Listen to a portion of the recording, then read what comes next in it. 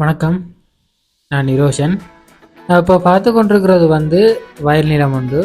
நெல் பயிர் செய்ய நடந்து கொண்டிருக்கு. இப்போ இங்கே வன்னி பிரதேசத்தில் இன்னும் கூடுதலாக நெல் பயிர் செய்யப்பட்டு கொண்டிருக்கிற டைம். திருப்பியும் ஒரு புயல் வரப்போன்றாங்க. அப்படியே புயலும் மழையும் கடந்து இந்த வயல் நிலங்கள் ஆரோக்கியமாக இருக்கின்றன. இது இயற்கை விவசாய நிலம். ஆனால் எல்லா இடத்துலையும் மிகப்பெரிய பிரச்சனையாக இருக்கிறது ஒன்று விவசாயத்துக்கு, அதாவது முக்கியமாக நெல் விவசாயத்துக்கு முக்கிய பிரச்சனையாக இருக்கிறது ஒன்று இயற்கை பிரச்சனைகள், மற்றது விலங்குகளால் வர்ற பிரச்சனைகள், அடுத்தது களையும் ஒரு பெரிய பிரச்சனையாக இருக்கும் இந்த இயற்கை விவசாயத்தில். இதில் மெயினான பிரச்சனை இந்த அதாவது யானை, மயில், குரங்கு, இந்த மூன்றாலையும் பெற சேதம் தான் பெரிய சேதம்.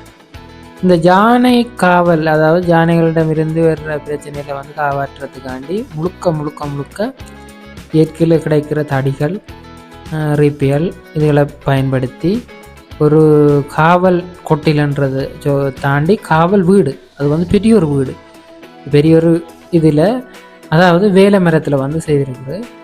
இதில் மேலே ஏறி உள்ளுக்குள்ளே என்னென்ன இருக்குன்றதை பெரிய பார்ப்போம்.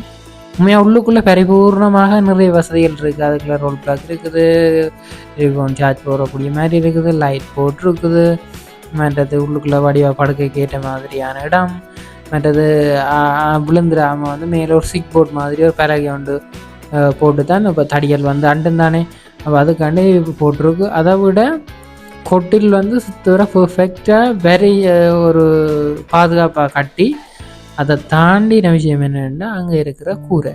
அந்த கூரை மரங்களில் இந்த வித சேதம் இருக்காம, நீங்கள் இதில் பார்த்தீங்கன்னா தெரியும், மரக்கிளைகள் எத்தனையோ இடங்களில் பெரிய பெரிய கிளைகள் இருந்தாலும் அந்த கிளைகளுக்கு எந்த வித சேதம் உண்டு பண்ணாதபடி முழுக்க கிடுகால வரைஞ்சிருக்கலாம். அந்த வரைஞ்சிருக்கிற இதுதான் இப்போ நாங்கள் பார்த்து கொண்டிருக்கிறது.